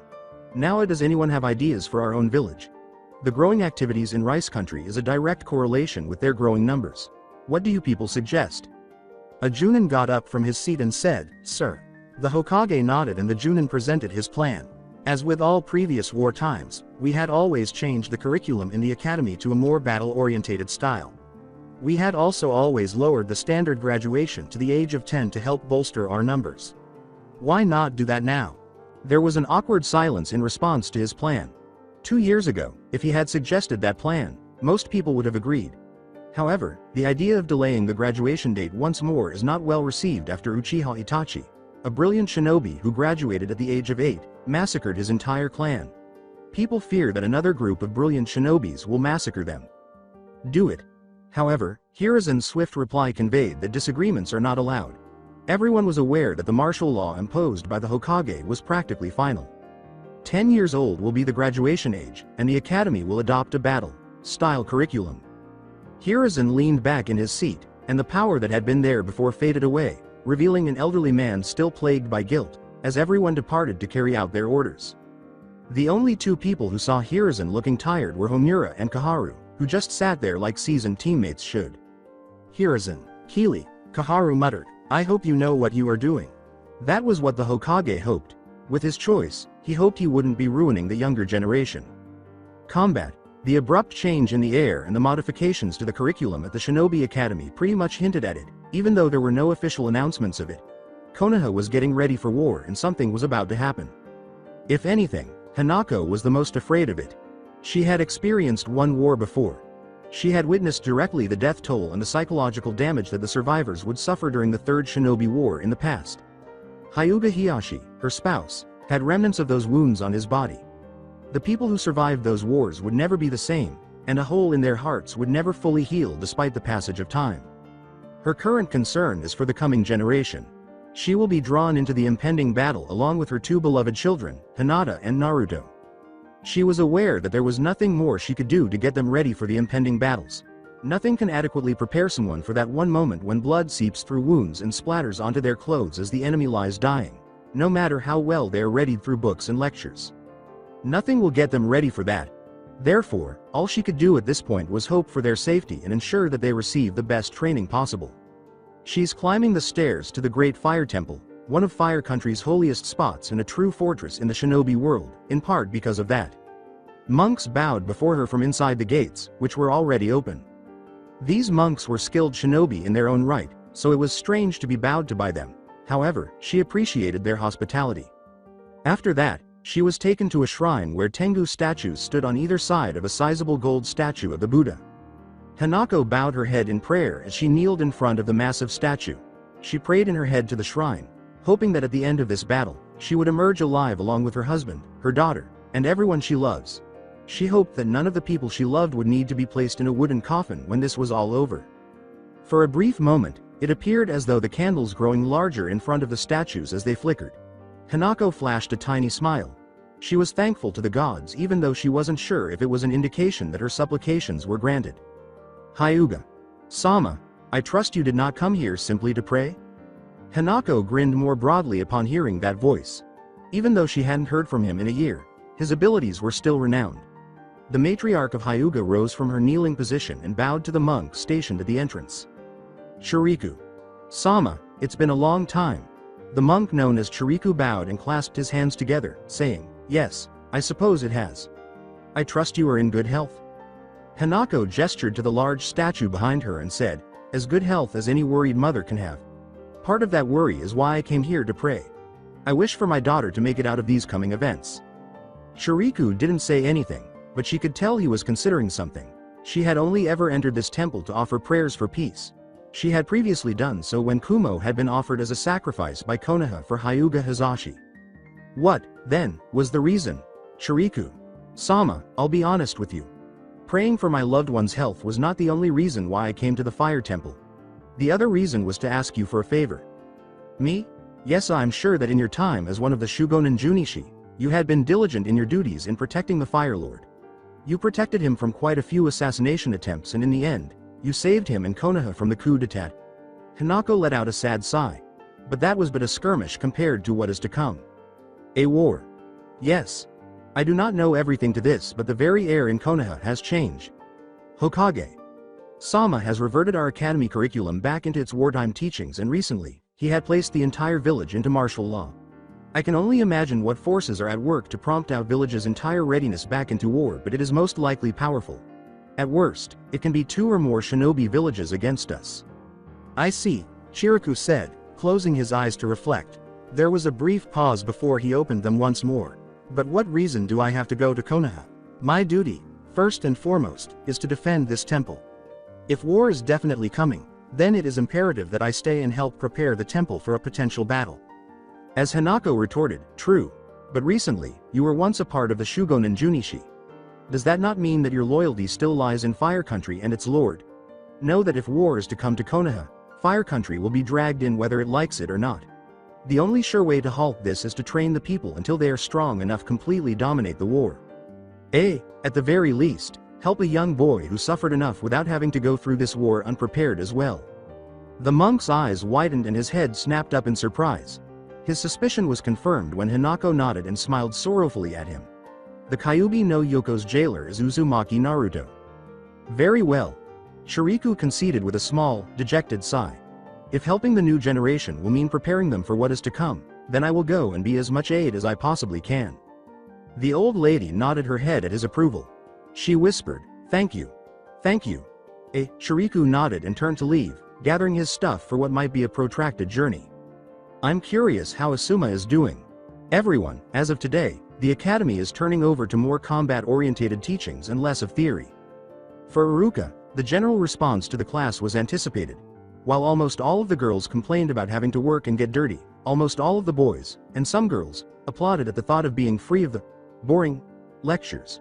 With a sigh, the Chunin teacher shook his head. To be honest, during lessons like this, kids like them cheer. If only they understood what they were genuinely getting ready for with these lessons. Iruka shook his head and winced. No, it wouldn't be appropriate to consider it now. His job was to get these students ready for what he believed to be an impending war, according to the Hokage. He cannot afford for his thoughts to stray. Alright, everyone, quiet down. Now everyone come over here for your next lesson. The majority of the class moved swiftly from their seats to the front to get a better look at what Iruka might do, as they had now grown quite interested in this new lesson. The following were the only exclusions. Nara Shikamaru, just being his typical sluggish self. Akamichi Choji, as he enjoys spending time with his friend. Uzumaki Naruto, since he could see most of the time from his position. Hyuga Hinata was anxious around all those people, but she always had her Byakugan to use if she wanted to see. Uchiha Sasuke, as he is excessively arrogant and finds it demeaning to rush to the group in that manner. Now, you all have learned to focus chakra into one point from before with the leaf head demonstration. Now, we are going to apply that concept into more practical means. Iruka then created a seal with a ram. By concentrating chakra into your feet and using it to create a sticky coating, a shinobi can effectively walk on walls and ceilings. Then he did just that in front of the startled class. Iruka started to walk up the wall and hang down from the ceiling by placing one foot on it, then another, and another. The class was wowed by his incredible feat almost immediately, and some were already itching to use this. Iruka let out a gentle sigh, and the chakra on his feet vanished along with it. He toppled from the ceiling and softly descended to the earth beneath. Now, applying this concept isn't as easy as it sounds. The feet are the hardest places to concentrate chakra in. So, it'll probably take a while for people to get it, but once you've gotten it, learning other techniques will come by faster. Now, we can't have all of you running up the walls here, so everyone please go outside and choose a tree. You'll be running up those instead. He then pointed to a box close to the door. As you leave, please take a kunai with you. It is to mark your position. As you run up the tree and feel yourself about to fall, slash the area that you were at and use it as a goal to pass. The exercise had shown some interesting results after almost 2 minutes. Iruka had anticipated that the majority of the girls would ascend to the top more quickly due to their greater control and lower chakra capacity, but to everyone's surprise, the boy shocked everyone by succeeding on his first attempt after berating Shikamaru to do so. As anticipated, nearly every guy except Shikamaru was taking a lot longer to climb to the top. He could tell who was making more progress than the others by examining the slash marks on the trees. Huge spaces appeared between some of the boys' slashes, indicating incredibly impressive exercise progress. The fact that some of them succeeded at all startled him. The other boys' slashes were only a few inches apart, and their gaps were far smaller. They were making progress up the mountain, albeit at a much slower pace. He told the first group of students to just run up and down the trees after they had made it all the way to the top. Naturally, a lot of people grumbled about how boring it was, but he gave them an explanation as they rested when they started to get tired easily. The point of running up and down a tree is to increase your chakra reserves. I won't lie to you now, the reason you kids made it up first is because your chakra reserves are much lower than those that are still trying right now. It is usually because of such low reserves that people instinctively develop a good way to control it. That deflated a lot of their inflated expectations. The group moaned and went back to running up and down the tree, and Iruka smiled. After observing them for a while, he looked back at the other pupils. Students' chakras are significantly lower than those of a normal genin, which is one reason it would have been preferable to teach chakra control to them at a younger age. Their control over it is typically far better as a result. And the reason a normal genin would probably need several days or even a week to learn it is because, by that time, they would still have the knowledge of chakra control from the Peacetime Academy, but with a reserve that is typically twice as big as the students do now. As of right now, Iruka can express his admiration for their accomplishments. Now that even the slower ones were making it to the top, The ones who came before them started exercising just like the other kids. In fact, only 2 boys remained running up and attempting to reach the top by the time he even reached the other side of the training area. Uzumaki Naruto and Uchiha Sasuke. Nor can he claim to be surprised. Because the Uchiha clan needs the larger shinobi to preserve their bloodline, Uchiha Sasuke comes from an unusually large reserve compared to other shinobi. Nor should Uzumaki Naruto's situation be too challenging. It's possible that having a demon sealed inside will always affect his control. In fact, the poisonous chakra of a demon inside can thicken his own coils and increase his reserve. However, they both looked at one another, realized they were the last ones, and started to quicken their pace right away. Iruka gave himself a small smile. They were still children even though they were shinobi in training. More than anything else, kids detest being abandoned. Mana, that was weird. Yesterday we were learning about Naidame Sama and his exploits, and today we suddenly shift to chakra control. Is it just me or are the teachings a little screwed up? Now that they were out of class, the two of them were walking to the hospital in Konoha, passing by a number of vendors and enjoying a moment of contentment as the cool breeze swept over them. Hinata giggled a little at Naruto, who appeared to be pouting. He just looked so adorable when he puffed up his cheeks, so she couldn't resist. Wella, it was kind of fun, wasn't it? Yeah, I guess it was a little fun. Shaking his head, Naruto let them in and opened the door. As soon as they entered, they approached the receptionist, who nodded toward the stairs and looked up. They ascended the stairs, reached the second floor, and came to a stop beside the door. Before carefully opening the door and going inside, they both looked inside to make sure no one was there. One person was in the room, lying on the bed, strapped into a coma, and covered in seals and life-sustaining equipment. For different reasons, the two children found the sight depressing. Hinata had recalled this person's cheeriness and eagerness to assist. Her manner generally reminded Hinata of Naruto, or at least the mask he used to wear. She was someone who, having been present when the snake conducted his experiments, understood the depth of Naruto's suffering. She was also one of the few individuals from earlier that never gave him a blood-curdling look in their eyes. Nia, do you think Nisan is going to wake up? Helplessly, Naruto shook his head. He said, I don't know. It's already been 2 months. I hope she does though. It'd make everyone feel better to have her around. Yeah. Approaching the bedside, Naruto carefully removed the flowers from the adjacent vase. Then he dumped it into the garbage can while Hinata filled it with fresh material. Once they were done, the two of them watched Ume, who appeared to be in a state of peace, sleep in her coma before heading out. Wait. At the doorway, Hinata paused and glanced back, perplexed. Standing in front of a Buddha statue, Naruto merely smiled at her briefly before putting his hands together in a small prayer. After finishing, Naruto gave Hinata a nod, and the two of them started getting ready to leave the room. Hinata whispered, Sleep well, Ume. Nisan. I hope that at least you're dreaming nice dreams. As she and Naruto removed their scandals, Hinata softly exclaimed, Okawa-san, Oto-san, we're home. Naruto noticed that there was also an odd pair of scandals that resembled straws as he evenly arranged them to the side. Strange, were they hosting a guest?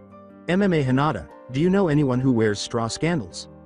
The youthful heiress asked, glancing to the spot where Naruto was pointing. After giving it some thought, she shook her head. Not that I know of. Whoever this person is, they must be from out of the village. Naruto started, but before he could ask one more question, Hanako left the living room and smiled to invite them in. Naruto and Hinata, both bewildered now, exchanged a quick look before entering. They saw the person sitting politely next to Hiyashi as soon as the door slid open to let them in. This man, who appeared to be a monk, lifted his head once to look at them and then bowed in a respectful manner. When Hinata saw this, she quickly bowed before the stranger, and Naruto followed suit after a brief pause. The monk got up, put his hands together, and bowed. Naruto, Hinata, I would like to introduce to you a very well-known person within Fire Country. He introduced himself, saying, My name is Chiriku, a monk of the Fire Temple. Because of recent developments that have come to my attention, I have decided to stay here in Konoha for an undetermined amount of time. Hinata-san, Naruto-san, it's a pleasure to meet the two of you. Shaken, Naruto stood up. It wasn't just him. Hinata's eyes widened in complete confusion beside him. The names of Fire Country's greatest guardians were well known in Konoha. This man, Chiriku, belonged to the elite guard of the Fire Lord, the Shugonin Junichi. How come a man such as he is here in Konoha? Observing their astonished and perplexed looks, Hiyashi cleared his throat and continued. Shuriku. Sama came here at our behest. Because Konoha has entered a state of caution regarding a possibility of war, I have decided to increase training for Hinata in the Juken style and in tapping the full strength of her Byakugan. Unfortunately, because Naruto himself does not possess our Dujutsu, the Juken form of fighting is useless to him. That is one of the reasons why I have asked Shuriku Sama to come. As you already know, Shuriku Sama was a member of Fire Country's Shugonen Junichi. Hanako continued. And within its group, he was the best in forms of taijutsu. Therefore, we had asked him to help teach Naruto-kun his form of combat. I'm sure that with given time, he can teach you well to fend for yourself. It was almost unbelievably unbelievable for Naruto to be trained by one of the 12 guardians.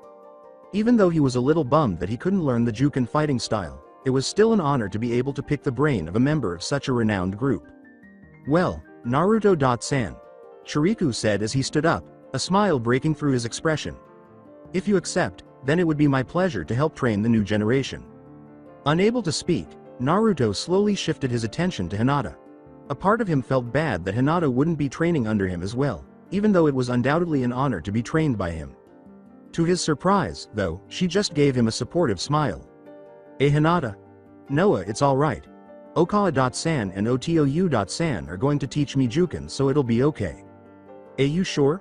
Hinata nodded, though it only slightly alleviated his discomfort. He still wasn't going to let this opportunity pass. Naruto turned to face Shuriku, giving a nod. May I just inquire if the taijutsu form has a style? Naruto asked, looking a little embarrassed as he scratched his head. Well, because I've heard of Konoha's standard style called Goken, and the Hyuga's practice, Juken, Soa. Shuriku grinned at Naruto and said, yes, the style does have a name.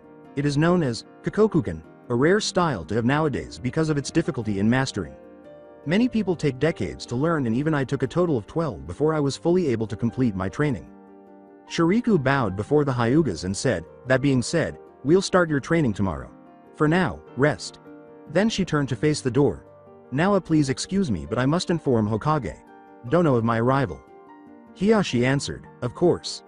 Naruto gaped at the closed door in surprise as Shuriku walked away.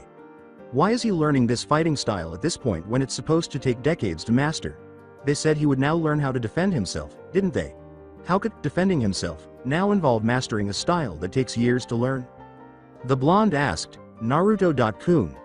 As she turned to face Hinata, who was tilting her head curiously. All he did was shake his head and head out the door. I just feel like thinking for a bit. It's a kind of surprising that Shuriku Sama came just to teach me, even if he was asked by the Hyuga clan. Hanako gave a nod. I understand. Please come back soon. Even if it's Konoha, being out at night can still have its risks. As he walked out, Naruto nodded in gratitude. With a hint of concern in their eyes, 3 Hyugas gazed at his previous location as the door closed behind him. If only Shuriku Sama was here for training alone, grimly contemplated Hiyashi. Then, it would still refer to comparatively tranquil periods. However, his mission is to ensure that a powerful seal is applied to safeguard Konoha and a large portion of Fire Country. It will take years to complete such a seal. All I can do is hope we get that much time to get ready. The sun had already set, casting the sky an odd reddish-orange color by the time Naruto arrived at the banks of Konoha's principal river. He felt impatience rising inside him, and he turned his head to look down at the river reflecting the sky. How on earth is he finding this out? Even though it's an honor to be trained by a well-known guardian, he has no interest in learning a fighting style that could take decades to master.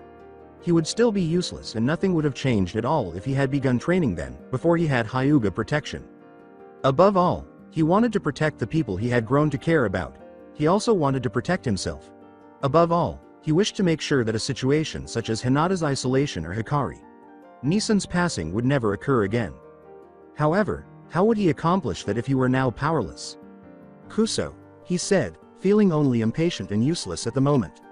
He detested those emotions, particularly after Chiriku Sama chose to teach him taijutsu.